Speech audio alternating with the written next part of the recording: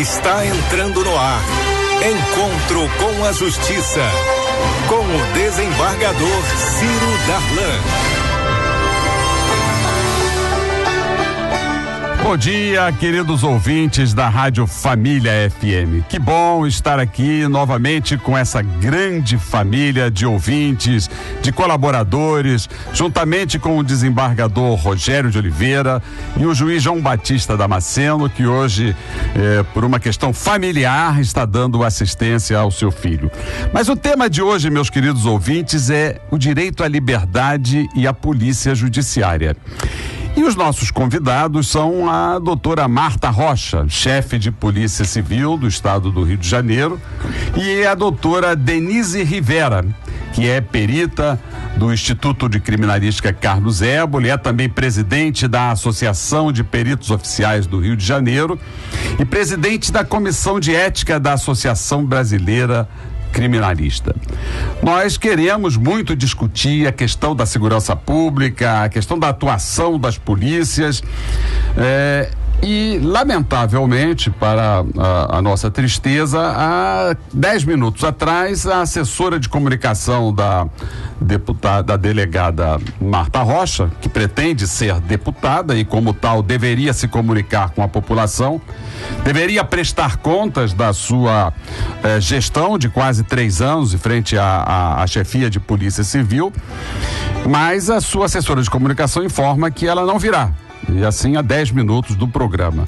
E nós tínhamos tantos questionamentos, a Polícia Civil tem sido tão criticada pela falta de conclusão dos inquéritos, sobretudo os homicídios, pelos crimes praticados por policiais, né? E a secretária, a chefe da Polícia Civil, teria essa oportunidade de prestar contas de sua gestão, já que hoje, provavelmente ela estará sendo substituída por um outro delegado à frente da chefia de polícia, assim também como os crimes ocorridos nas comunidades mais pobres, que têm pouca visibilidade, que também apresentam pouca efetividade na identificação dos autores, e que somente agora, no final da sua gestão, ela resolveu instalar 2 delegacias na Rocinha e no Alemão, mas que até então, durante toda a sua gestão, foi demonstrado uma grande inércia da Polícia Civil na direção de solução desses crimes praticados contra habitantes da periferia. Uma outra indagação que estamos aqui prontos para fazer com a delegada Marta Rocha seria a questão do jogo do bicho. Nós sabemos que o seu histórico, ela tem um histórico com o jogo do bicho, ela teve uma relação com um inspetor de polícia que chegou a ser corrompido pelo jogo do bicho, e na sua gestão nós também não vimos um grande combate a essa contravenção. Gostaríamos de dar a ela a oportunidade de prestar esses esclarecimentos, assim como questões também administrativas, questões da falta de concurso para peritos, né? A falta de valorização dos peritos, esses profissionais tão importantes para a justiça, do deslinde dos crimes. Mas, infelizmente, a doutora Marta Rocha, que está saindo do governo para ser política e, como tal, deveria ter a obrigação de prestar contas, assim como a presidente do Tribunal de Justiça fez no último programa de dezembro, e ela lamentavelmente não comparece, mas felizmente nós estamos aqui com a nossa outra convidada, a doutora Denise Rivera, que vai falar também sobre a atuação da polícia, sobre a atuação dos peritos, sobre a sua gestão como presidente da Associação dos Peritos Oficiais do Rio de Janeiro, a questão da necessidade de valorização desses profissionais técnicos tão importantes. Eu, como juiz criminal, como desembargador que tenho feito a revisão das sentenças criminais, vejo a importância dos peritos. Muitos dos crimes não seriam resolvidos, não seriam designados à autoria, chegados à autoria, não fosse a belíssima atuação dos grandes profissionais que nós temos e que devemos valorizar. E os ouvintes podem participar fazendo perguntas sobre esses temas através dos telefones 3079-0952, 3079-0938 ou através do e-mail Família FM @104familiafm.com.br. Encontro com a Justiça @104familiafm.com.br. Então, desembargador Rogério de Oliveira, que bom tê-lo aqui de volta nesse dia, com tantas indagações sobre a questão da segurança pública, sobre a questão do respeito à cidadania, justamente num dia em que o presidente Obama, e a gente não pode deixar de falar dessa relação, acaba de tomar uma medida de perdoar todos aqueles prisioneiros por pequenos portes de droga. E por que nós estamos trazendo esse assunto aqui? Porque os Estados Unidos é a nação que mais prende no planeta, que tem o maior número de presos. E, no entanto, o presidente da maior nação, da mais poderosa nação, está preocupado em fazer uma revisão dessa política criminal.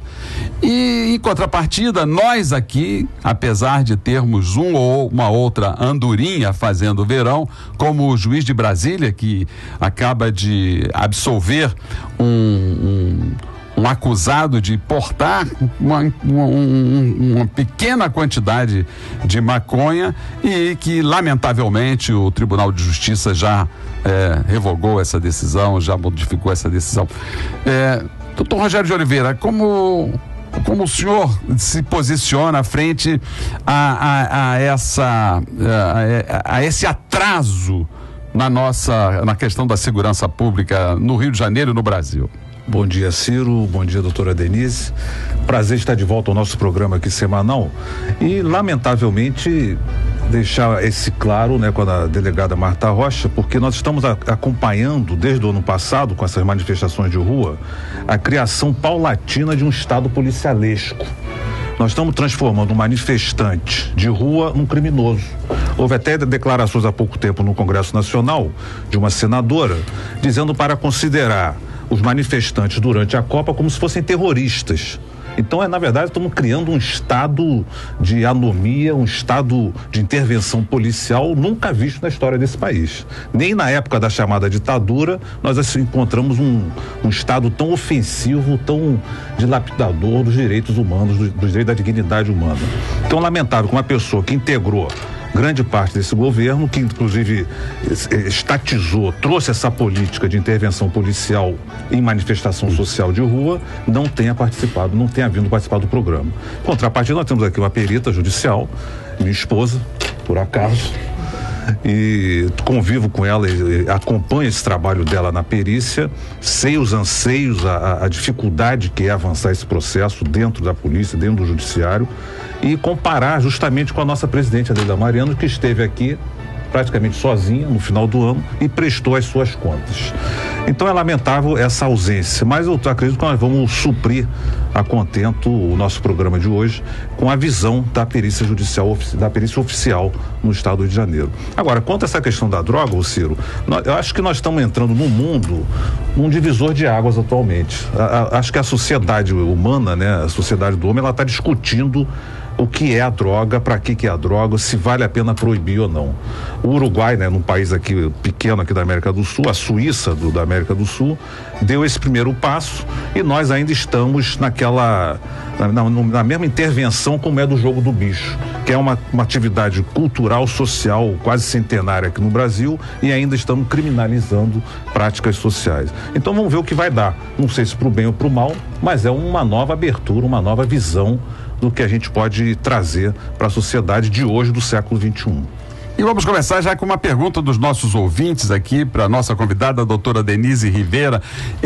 Qual é o papel do perito no processo criminal, na investigação criminal? O que fazem os peritos e que tipos de perícias existem importantes dentro do aparato policial? Doutora Denise, bom dia. Bom dia, doutor desembargador Ciro, bom dia, desembargador Rogério, meu marido.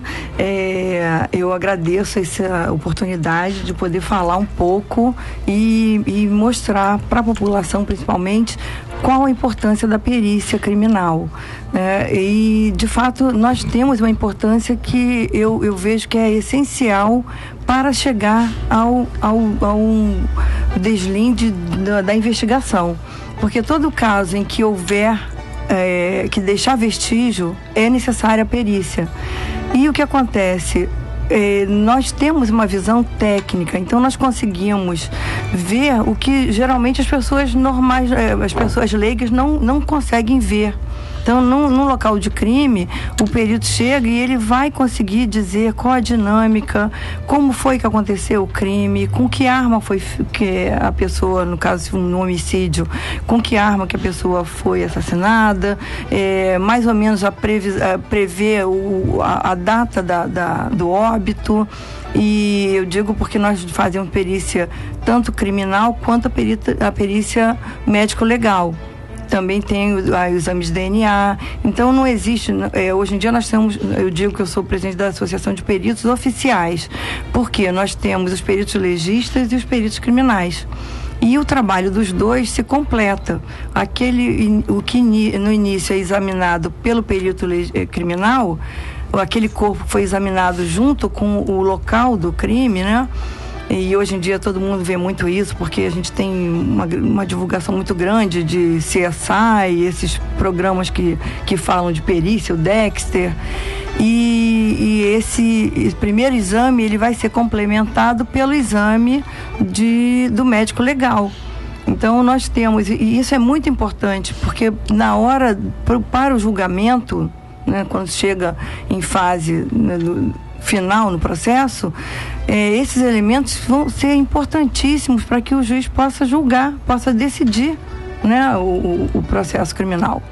Doutora Denise, o nosso ouvinte aqui, Renato Camurati, lá da Barra da Tijuca, ele está fazendo uma pergunta sobre um fato atual. É essa questão da caçamba na linha amarela, esse fato que causou 5 mortes por enquanto e vários feridos, qual seria a importância da atuação do perito no deslinde dessa questão? Primeiro, o perito, foi até um perito da engenharia que foi ao local.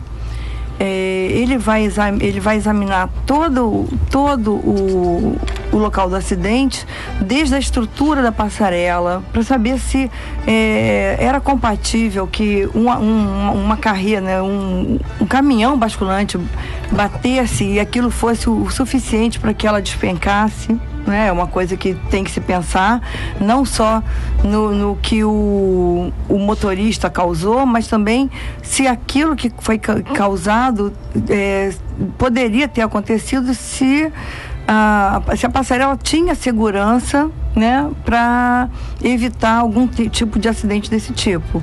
Ele vai ver também, ele já examinou, né, e quais foram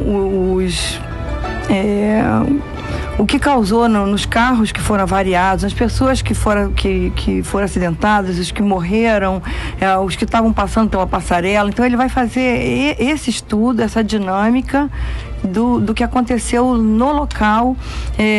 Isso ainda vai ser complementado, porque o primeiro exame foi esse, mas nós faremos o exame das imagens do local, que a Lanza vai encaminhar para a delegacia vai mandar para o Instituto Carlos Éboli. Teve também o exame de um médico legal, né, que foi quais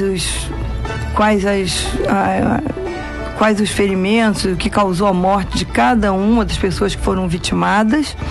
Então isso é o início, né? O primeiro exame é aquele exame de local, que foi o exame do acidente. Desembargador Rogério, a população questiona muito a questão da responsabilidade, a responsabilidade objetiva do município do Rio de Janeiro, a responsabilidade objetiva da concessionária, porque há normas de proteção que são obrigatórias, como, por exemplo, evitar que esse tipo de transporte circule em determinado horário, normas de segurança como relação à altura desse. Como o senhor analisa a responsabilidade objetiva ou não objetiva do município do Rio de Janeiro e da concessionária? Ciro, primeiro é lamentável o que ocorreu. Essas famílias que perderam seus entes queridos hoje estão chorando pela estupidez que foi esse acidente. Agora, o que nós vemos no Estado brasileiro em geral é uma gana de contribuição, é uma gana de receber tributo, receber imposto, de prestar um péssimo serviço. Então o Estado, onde ele pode, ele arrecada e ele deixa de prestar o serviço que ele é obrigado constitucionalmente. Nesse caso especificamente, nós temos a área criminal, que o próprio motorista vai responder criminalmente por essas mortes, e nós temos a área da responsabilidade civil. Aí sim nós vamos encaminhar no sentido de ver a quem cabe a responsabilização pela fiscalização, o caminhão está transitando naquele momento, naquele horário, por essa via expressa, e ver realmente que deve cair no final a responsabilidade em cima do município, em primeiro lugar, e depois em cima da lança, que é a concessionária. Por quê? Porque é um serviço de utilidade pública, de serviço público. Agora, o que nós vamos é o seguinte: desde o momento que o caminhão entrou na pista, na linha amarela, em que as imagens foram focadas lá no centro de controle, a lança ao mesmo tempo não tomou nenhuma atitude para paralisar esse caminhão, e foi acompanhando até o acidente. E se não tivesse havido acidente, possivelmente o caminhão teria atravessado toda a linha amarela impune. Sim. Só parou porque derrubou a passarela. E é interessante é que o comentário foi: por que ele estaria com a caçamba levantada? E muitos falaram que porque era em razão da proibição dele transitar naquele horário, ele levantava a caçamba para não fosse visualizada a placa. Mas então isso era uma coisa que já parece que era normal, é uma coisa que era comumente estava acontecendo. O que deve ter ocorrido é que ele levantou demais. Demais, né? Aí realmente bateu na passarela. E aí então já sabiam disso, né? Então por que até hoje não foi coibido, né, essa ilegalidade que era de passar num horário que era proibido? Os nossos ouvintes podem participar e devem participar do nosso programa, fazendo perguntas aos nossos convidados através do telefone 30790952, 30790938, e assistir aos nossos programas no site www.redejuridicatv.com.br. Já estão lá todos os nossos programas. Hoje, agora, a partir de 11h30, estará tomando posse no Tribunal de Justiça, no órgão especial, a nova diretoria da AMAERJ, a Associação dos Magistrados do Estado do Rio de Janeiro, com a esperança renovada de que ela venha efetivamente a cumprir o seu papel associativo, papel institucional, com o novo presidente, o juiz de primeira instância, uma vitória que nós sempre desejamos, porque esse é um espaço que deve ser reservado aos juízes de primeiro grau. O doutor Rocidério Lopes da Fonte, a nossa equipe aqui deseja a ele toda a felicidade e todo o sucesso e uma representação efetivamente capaz de nos dar orgulho. Doutora Denise, nós temos aqui mais um ouvinte, Jaqueline de Bangu, que faz uma pergunta: qual é a sua atuação como presidente da Associação de Peritos Oficiais do Rio de Janeiro? O que faz essa associação? Quais são os seus objetivos? O que deseja a associação implementar em benefício da sociedade?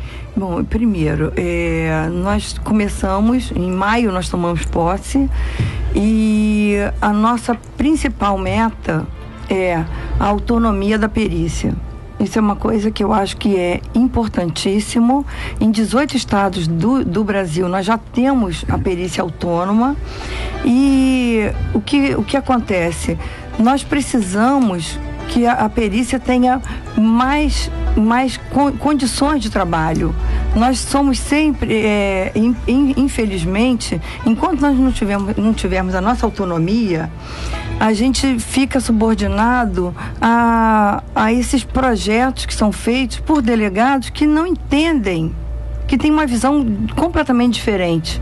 Então, eles acreditam que se tiver carros novos, se tiver viaturas novas, se tiver aparelhagem é cara. Então, aparelhagem para quê? Para que você vai querer um MEV que custa 4 milhões? Para que uma coisa dessa? Para que você vai querer um equipamento muito novo?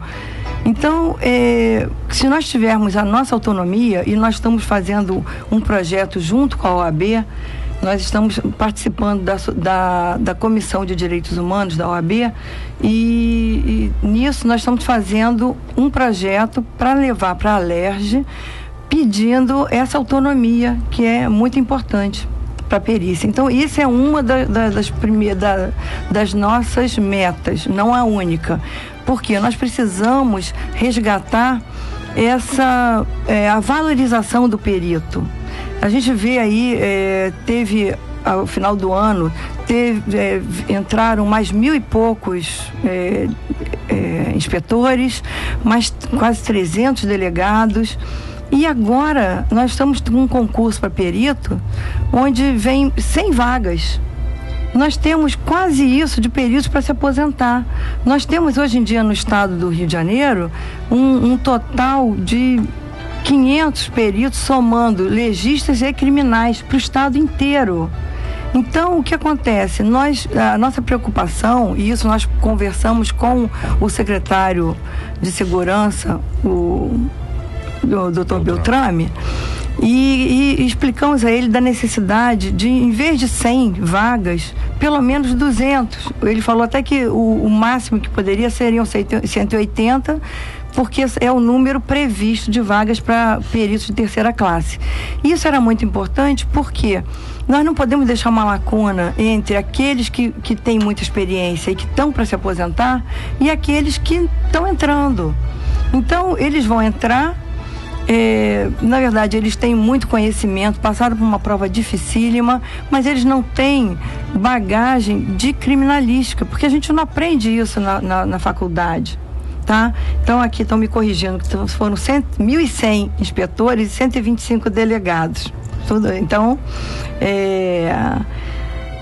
só para dizer que, como entraram muitos inspetores e muitos delegados, nós precisamos também de um número grande de peritos para repor.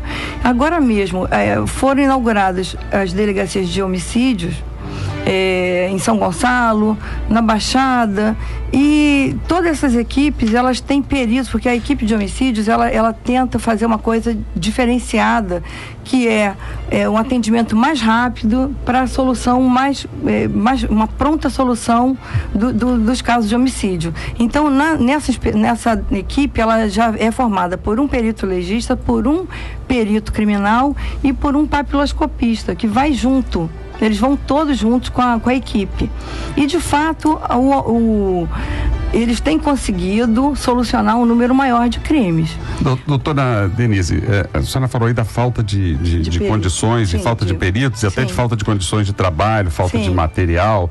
E a nossa ouvinte, sempre ouvinte ligadinha aqui na Rádio Família FM, Virgínia, de São Conrado, pergunta à senhora o seguinte: as condições lamentáveis do Instituto Médico Legal, ali na Lapa, melhoraram depois da mudança para o novo espaço?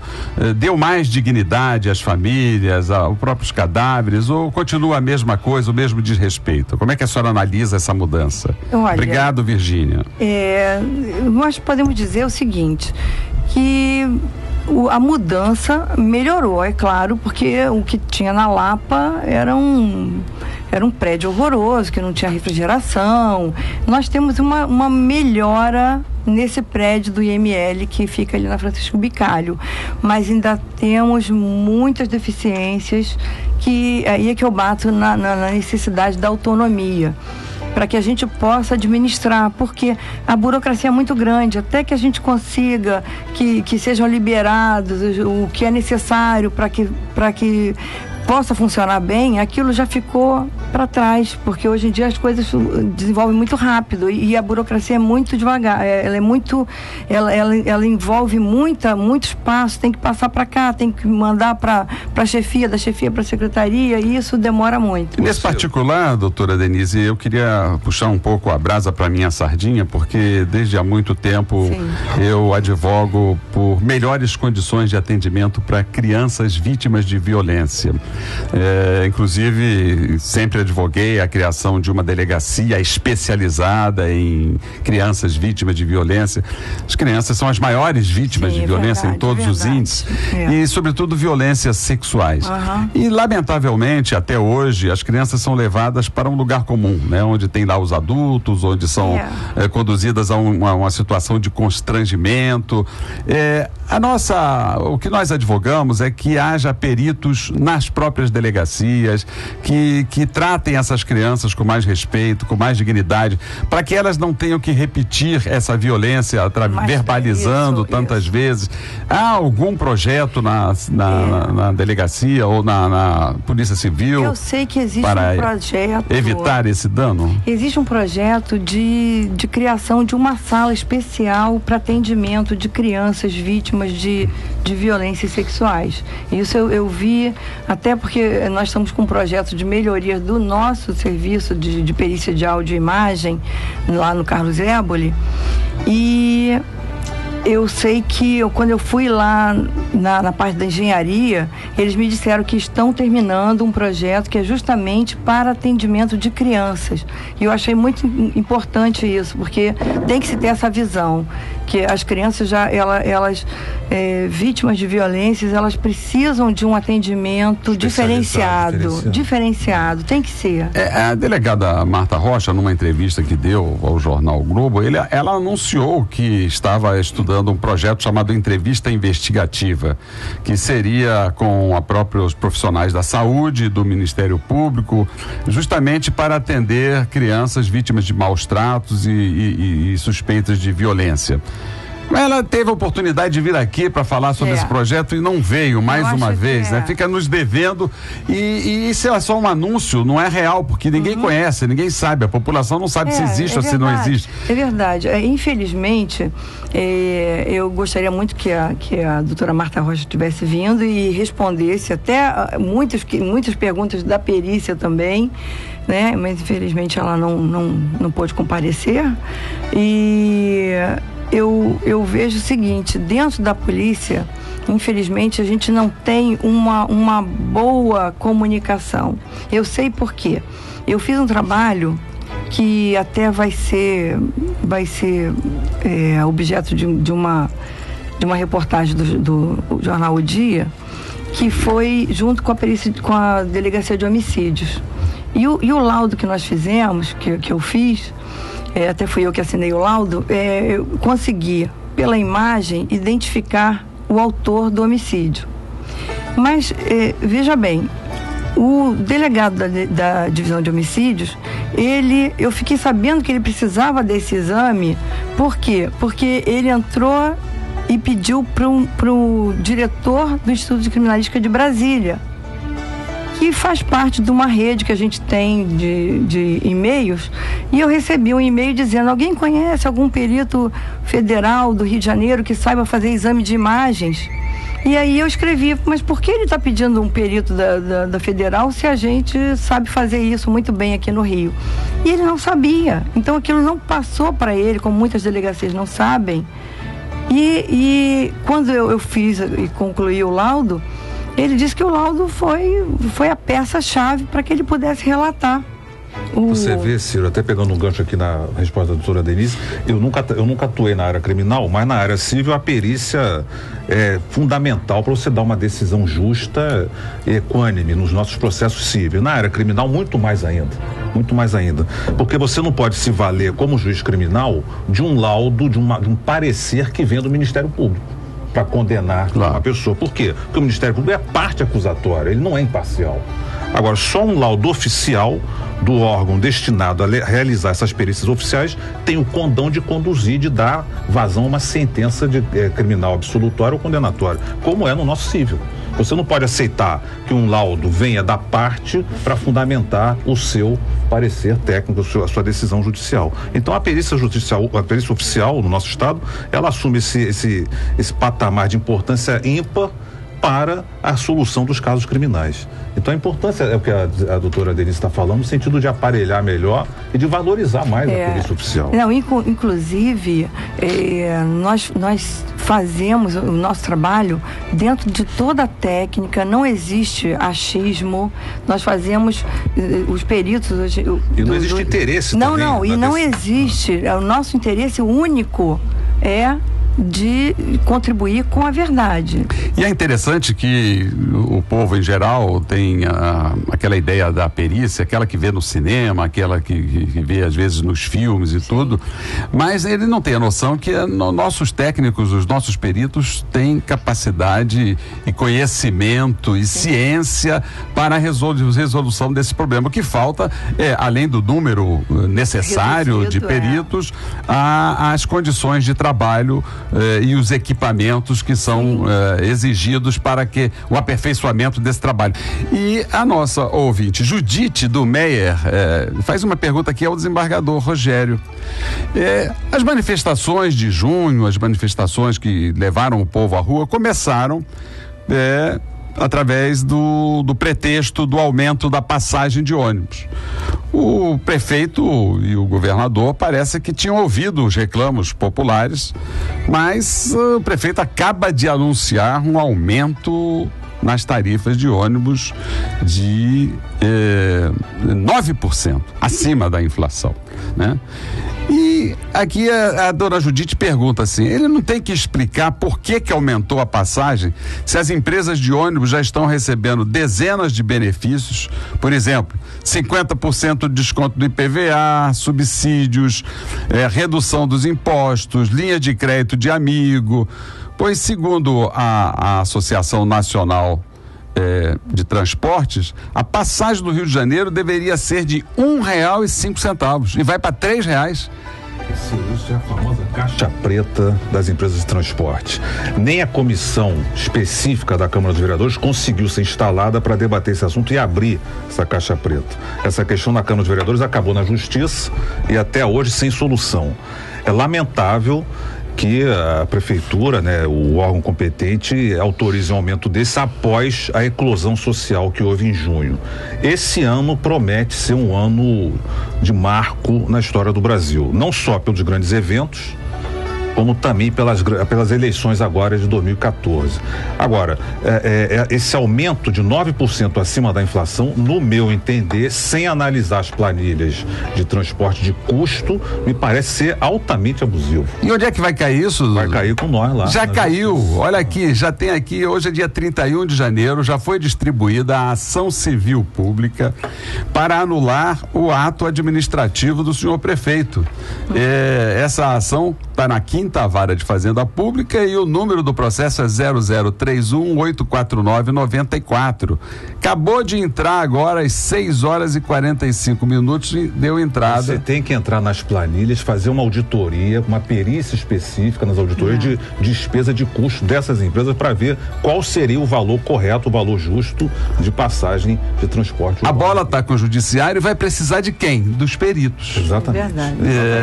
Serão os peritos que terão que estabelecer qual é o valor justo. Sim, contabilidade, tem que... Então, mais uma vez, a bola está nos pés do judiciário. E numa época de Copa do Mundo e de preparação para as Olimpíadas, o CNJ está querendo discutir com o representante do comitê organizador da Copa do Mundo, da FIFA, qual seria a atuação do judiciário perante esses grandes eventos.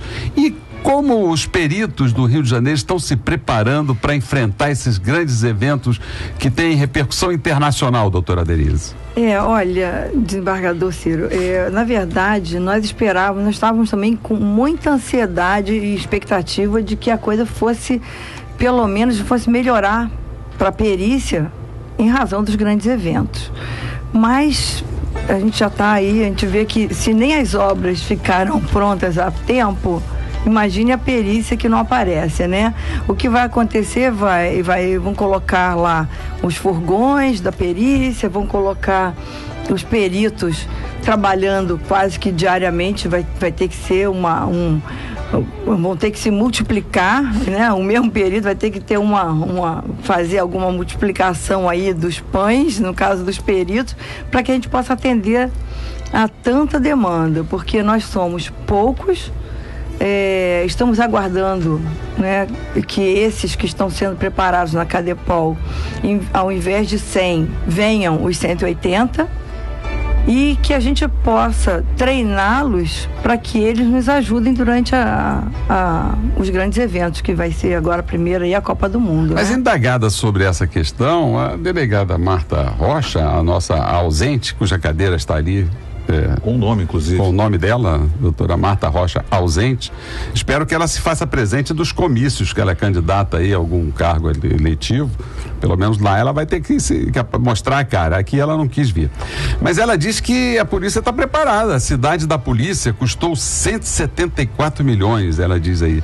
E diz, olha, doutor desembargador Rogério, olha que coisa interessante. Ela diz que ela tem um estande de tiro igual a do FBI. O FBI. Verdade. Então o que a gente está fazendo lá na Disneylândia com os nossos juízes para fazer treinamento lá?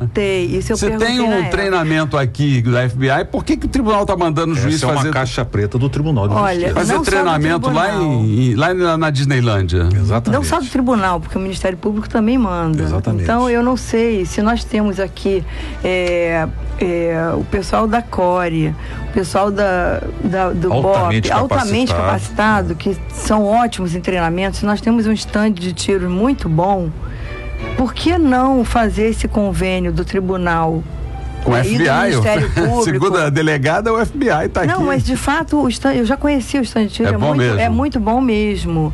Então eu acho que deveria ser melhor aproveitado, e esses cursos de defesa pessoal, que são importantes, deveriam ser feitos aqui. Então tem que falar com o desembargador Boente que ele não precisa mais ir à Disneylândia. Não, com certeza, com certeza. Mais barato, é de graça.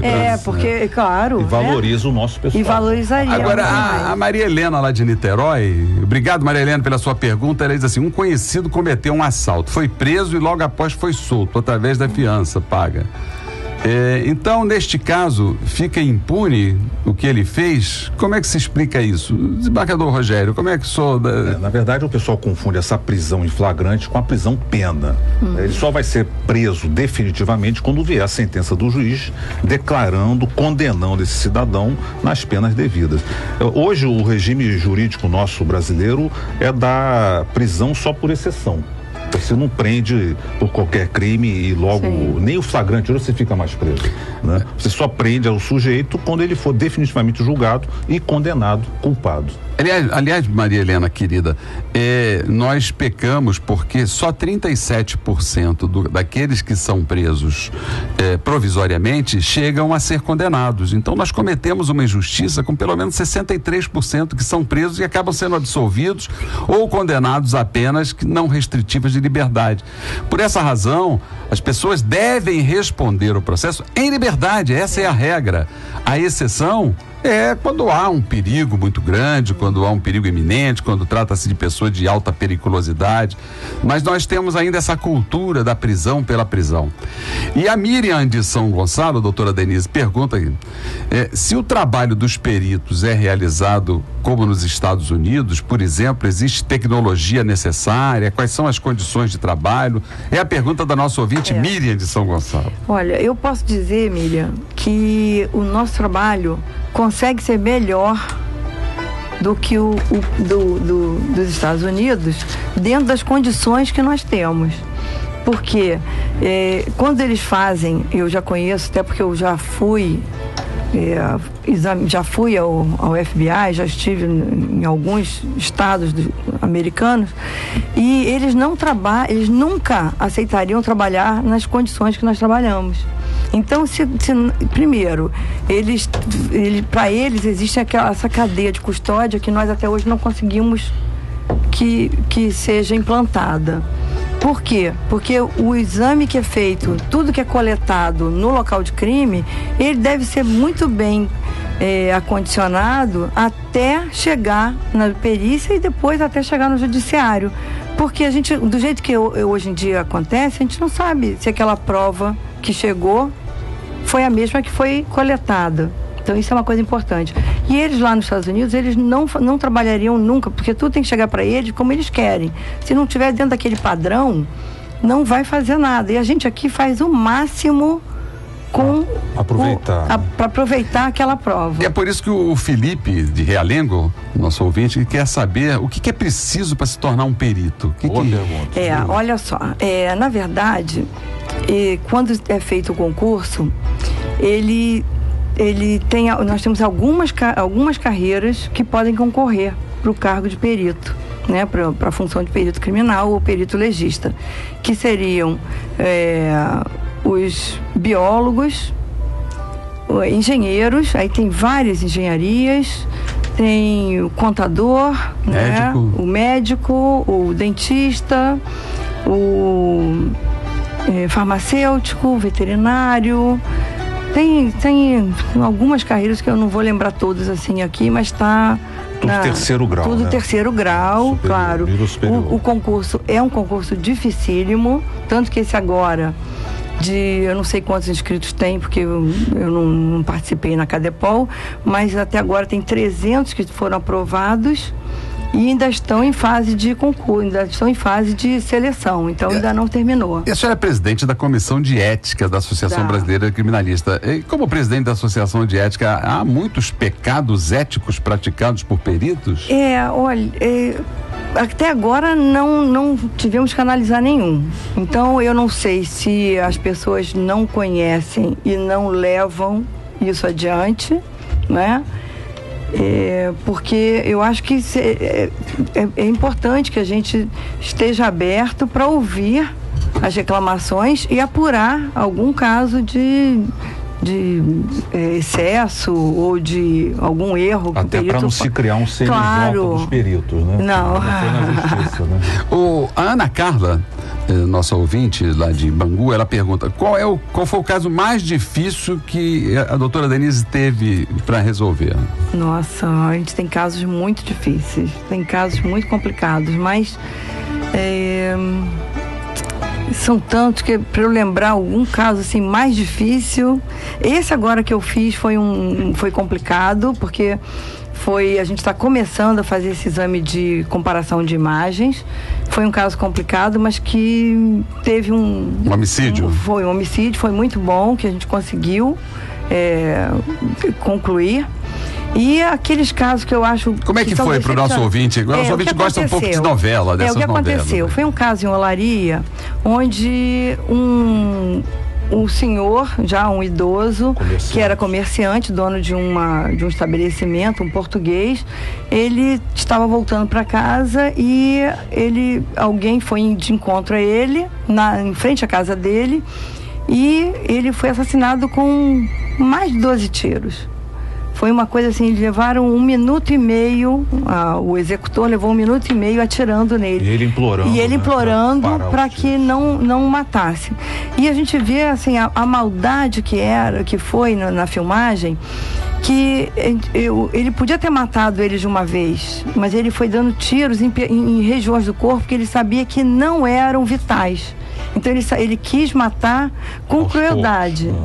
Então ele ficou 1 minuto e meio levando tiro nas pernas, nos braços, no tórax, até que 1 minuto e meio após ele acabou caindo e morrendo. Isso tudo foi constatado através de exame de imagem. O que acontece? Ele não sabia, talvez, que tinha uma farmácia do lado com uma câmera externa, com 2 câmeras.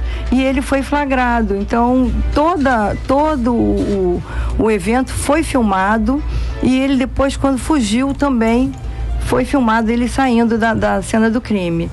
E aí, quando claro que a investigação foi muito bem feita, porque eles conseguiram chegar até esse suspeito, e quando esse suspeito foi preso, a gente foi de novo lá com a delegacia de homicídio, com o delegado, o doutor Fábio, e nós fomos lá de novo e filmamos com ele nas mesmas condições. Não foi bem uma reprodução simulada, uma reconstituição, mas foi quase isso. Nós pedimos que ele caminhasse pelo mesmo lugar e fizesse como se ele estivesse naquela noite. E aí eu consegui comparar as imagens, calculei a altura e consegui confrontar os dois. E como ele mancava, ele andava de uma forma bem peculiar, e aí deu pra gente conseguir. Olha, isso aqui não é novela das 8, nem é a história do Félix, não, mas isso é real, é vida real. É verdade. E é por isso que a Laura lá de Campo Grande pergunta, doutora Denise, a senhora tá bombando, viu? Felizmente a delegada não veio para a senhora nos brindar com uma entrevista fantástica, e a Laura de Campo Grande pergunta: qual a importância dos peritos na realização de um julgamento? Mas eu acho que é muito importante, né? Eu acho que a prova técnica, ela é a mais importante de todas as provas. Eu não digo testemunho. Por quê? Porque a testemunha, eu não digo nem que ela vá mentir, mas cada um tem uma percepção. Então, ela pode dizer, eu vi, 3 pessoas podem ver o mesmo caso, e uma descrever que o cara é alto, magro, o outro dizer que ele é mais baixo, porque cada um registra de uma forma, ainda mais um caso que você não está aguardando, está esperando que vai acontecer. Já a prova técnica, ela é embasada naqueles elementos que foram analisados. Então é uma prova mais robusta. Olha, o Tribunal de Justiça autorizou a incineração de cerca de 17 toneladas de substâncias entorpecentes. E isso tem uma repercussão na sua área, não é? Claro. Não, eu até gostaria de publicamente parabenizar a presidente do tribunal, a desembargadora Leila Mariano, que naquela entrevista naquela participação dela no seu programa, a prestação de contas, ela disse que iria rever e autorizar essa queima. Porque nós tínhamos mais de 17 toneladas, e os meus colegas que são peritos, que trabalham na química, na parte de entorpecentes, eles estavam completamente intoxicados, não tem condições. Os delegados foram lá fazer uma visita, os novos delegados, e eles não conseguiram entrar na sala. Isso é resultado do programa Encontro com a Justiça. É a Rádio Família FM fazendo política pública. Sim. E fazendo política de justiça, né? Sim. A presidente veio aqui, ela assumiu o compromisso de autorizar essa incineração, e o fez. Eu só estou aguardando agora a segunda promessa dela, que foi de rever o aviso que proíbe os peritos oficiais de atuarem como peritos judiciais, porque nós sempre fizemos isso e o nosso trabalho sempre foi muito bem. Não há nenhum impedimento legal, nada disso. E ela disse que iria revogar esse aviso. Nós estamos aguardando. Estamos de olho, presidente Leila Mariano, mas parabéns pelo cumprimento das suas promessas aí, em parte pelo menos. Sim. Julgamos procedente parcialmente. Exatamente. O Tribunal de Justiça define competência dos juizados de violência doméstica. Isso também é um avanço. E a Justiça suspendeu os prazos dos processos eletrônicos da segunda instância por uma questão técnica. Também assumiu o cargo o novo vice-presidente do Tribunal de Justiça, que já tomou posse, o desembargador José Carlos Figueiredo. O juiz Rocidélio, já foi anunciado aqui, ele está tomando posse como presidente da MAES, anunciando como uma das suas bandeiras principais a luta pela democratização do judiciário. Nós queremos que todos os magistrados tenham o direito de escolher a direção do Tribunal de Justiça e dessa forma democratizar a participação de todos. Para que os ouvintes saibam, hoje apenas 180 desembargadores votam e escolhem entre os 5 mais antigos. Isso nem em Roma acontece. Né? Nem em Roma, nem o Vaticano tem esse fechamento, essa antidemocracia tão grande. O Tribunal de Justiça tem, mas nós vamos pleitear que mude. Inclusive, Ciro, só para anunciar aqui que essa emenda no nosso projeto de organização judiciária é de sua autoria. Você propôs essa emenda no nosso anteprojeto, autorizando, liberando que todos os juízes, todos os magistrados ativos participem da eleição da direção da administração do tribunal. Isso é importante, isso é um avanço democrático e vai ser a primeira vez no Brasil que um tribunal pode lograr conseguir isso. Então tá de parabéns. Olha, os nossos ouvintes estão participando e os nossos ouvintes têm todo o direito e nós desejamos que eles sejam protagonistas do nosso programa. E o George de Olaria pergunta o seguinte, pergunta à mesa, né? Como vocês veem a ausência da delegada Marta Rocha? Foi falta de compromisso? Foi covardia dela? É a pergunta do George e eu tenho que fazer. Não, Ciro, eu vejo que isso aí é uma prática ruim, como eu digo, do Estado brasileiro. O Estado brasileiro ele não presta contas ao cidadão. Agora, ele sabe cobrar do cidadão toda a série de tributos que nós vemos. Hoje nós temos a nota fiscal impressa, vem a quantidade de tributo que você paga. O Estado que cobra 30% de tributo em cima de remédio é um Estado assassino. É um Estado assassino. Então acho que falta compromisso do Estado de prestar contas, como nós estamos fazendo aqui há alguns meses já. O Regis de Copacabana, nosso ouvinte, quer saber quais são os piores erros que um perito pode cometer e como solucionar isso. Bom, é muito fácil. Primeiro, o pré-julgamento. Quando a gente examina alguma coisa, a gente nunca tem um pré-julgamento, porque senão isso vai influenciar. O nosso trabalho tem que ser isento, então a gente não pode fazer nada. Pode chegar de repente, tem vezes que a gente não consegue concluir, mas ele já confessou, ele já disse, isso não nos cabe. A gente tem que fazer dentro da técnica. Então eu não posso dizer, porque todo mundo já disse que é fulano, eu tenho que confirmar que é, mesmo não tendo nenhuma prova técnica contra ele. Então isso não existe. Então é a primeira coisa. A segunda é a capacitação. Eu acho que os peritos têm que estar habilitados e capacitados a fazer o exame. Quando não estiverem, não é a gama de exames é muito grande. A gente faz exames desde a parte de balística, de DNA, de local, né, de armas, de sangue, então, de repente, o perito que está ali naquele dia não é no local, ele não é competente para fazer aquele tipo de exame que apareceu lá, ninguém espera, não sabe o que vai aparecer na frente. Ele tem que passar isso para um outro que saiba fazer, tá? Porque o que a gente não pode fazer é fazer alguma coisa errada. Pegando um gancho aqui, Ciro, o maior erro que um juiz pode cometer é julgar pelo que a imprensa diz. É verdade. Tem que julgar pelo que está nos autos, o que está provado nos autos. E o Vanderlan, nosso ouvinte, quer saber se o exame de DNA é 100% preciso. Olha, numa apuração de um crime, é possível haver algum erro? Olha só, o exame de DNA, ele pode dizer que ele é 99,99999%. Então ele é quase 100%. Mas a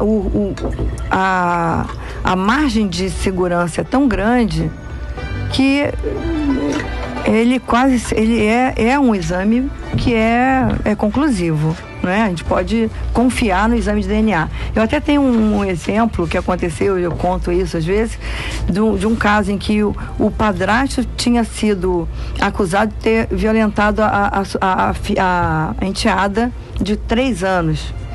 E ele teve que fugir correndo da favela, porque a situação em que ele foi pego, de fato, dava a entender que ele seria o autor, porque a menina estava brincando no lado de fora da casa e ele estava dentro no calor de cueca, e a menina voltou correndo, brincando com os irmãos mais velhos.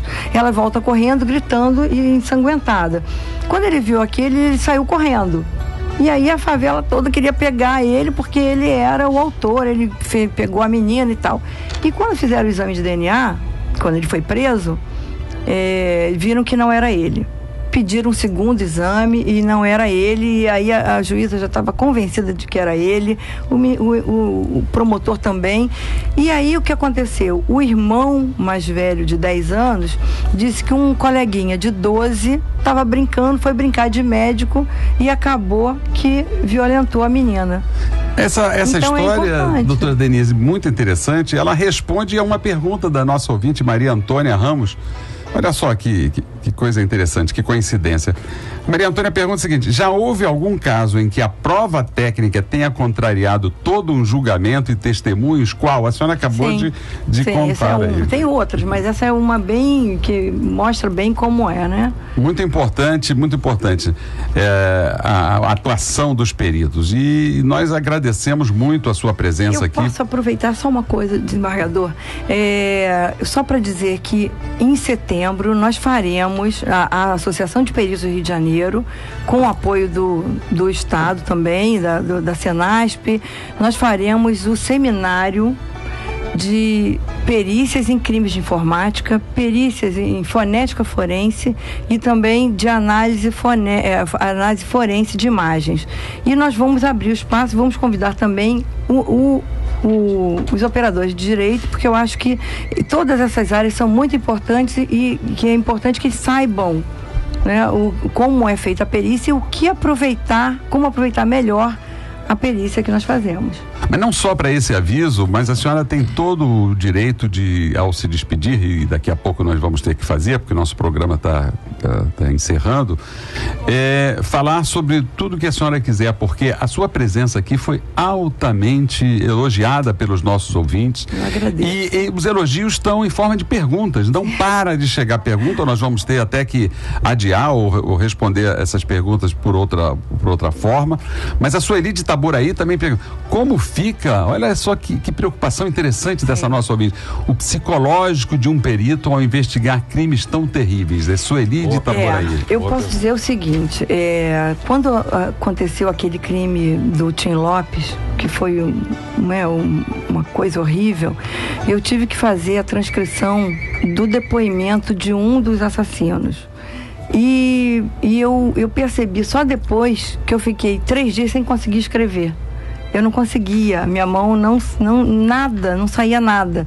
E aí a gente começa a perceber o quanto que isso nos atinge. Mesmo que a gente diga, nós estamos acostumados a ver, ninguém se acostuma com tanta violência e tanta maldade. Isso é uma coisa que a gente tem que se tratar mesmo para poder manter, né, o equilíbrio e o trabalho. E nós vamos concluir o nosso programa com 2 notícias aqui altamente contraditórias, né? Sim. Uma vem lá de Nova York, né? Uma das cidades mais desenvolvidas do planeta, a capital do mundo, a capital do capitalismo.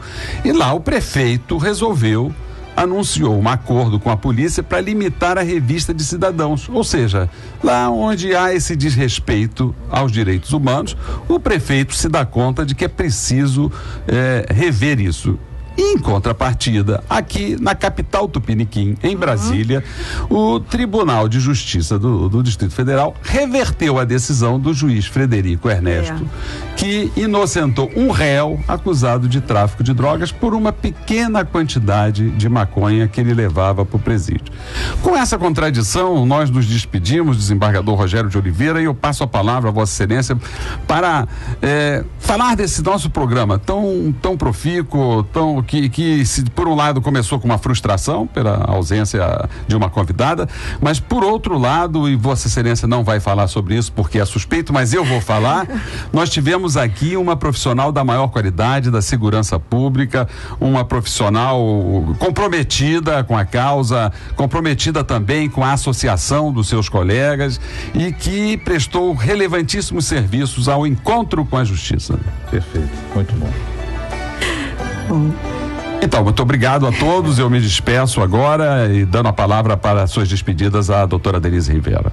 Bom, o desembargador Ciro, desembargador Rogério e todos os ouvintes, eu agradeço a oportunidade de poder falar um pouco sobre o nosso trabalho, sobre o trabalho da perícia, e até me prontifico a responder as perguntas fora do ar.